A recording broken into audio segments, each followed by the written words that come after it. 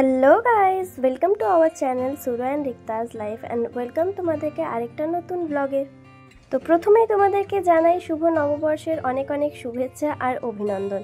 তোমরা কেমন আছো সবাই আমাকে কিন্তু কমেন্ট করে জানিও, আর নববর্ষতে তোমাদের কি কি প্ল্যান ছিল সেটাও কিন্তু আমাকে জানাবে। তো দেখো বন্ধুরা, আমরা সকাল সকাল রেডি হয়ে বেরিয়ে পড়েছি একটা শুভ কাজের জন্য।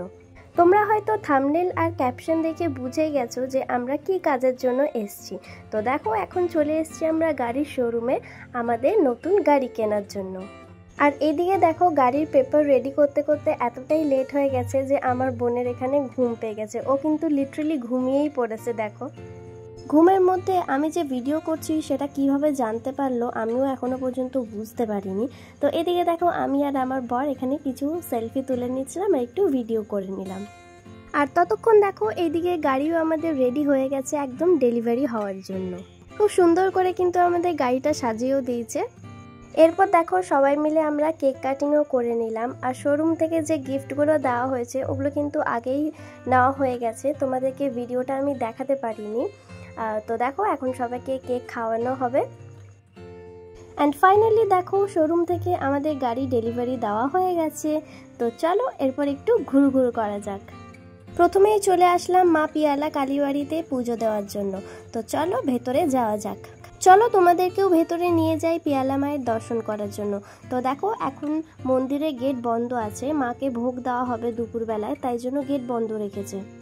আমরা ততক্ষণ দেখো গাড়ি পুজো দেওয়ার জন্য যেসব জিনিসগুলো লাগবে, পুজোর থালি সব কিছু দেখো এখানে রেডি করে নিলাম। পুজোর ফুল লাগবে, সব কিছু নেওয়া হয়ে গেছে আমাদের। মন্দিরের গেটও দেখো এদিকে খুলে গেছে, তোমাদেরকেও দর্শন করিয়ে দিলাম সামনের থেকে। তো চলো এরপরে মাকে পুজো দেওয়া যাক। আর এদিকে দেখো, শ্বশুর আর জামাই মিলে গাড়িকে কিন্তু আরও ভালো করে একটু সাজিয়ে তুলছে গাঁদা ফুলের মালা দিয়ে।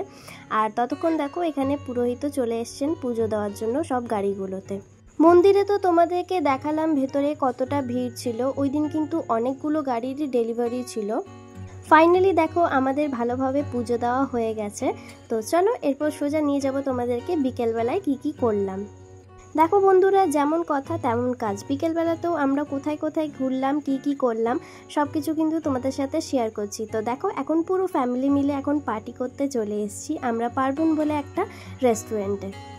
এই যে দেখো, এখানে আমিও রেডি হয়ে গেছি। কেমন লাগছে অবশ্যই কমেন্ট করে কিন্তু জানিও। এখানে আমার বর, বোন, মা, বাবা, তারপর আমাদের মাসি, ওরাও সবাই আসবে। দুটো দিদি এসছে, দিদিদের মেয়েরা এসছে, সবাই মিলে এখানে ফ্যামিলি ডিনার করার জন্য চলে এসেছি।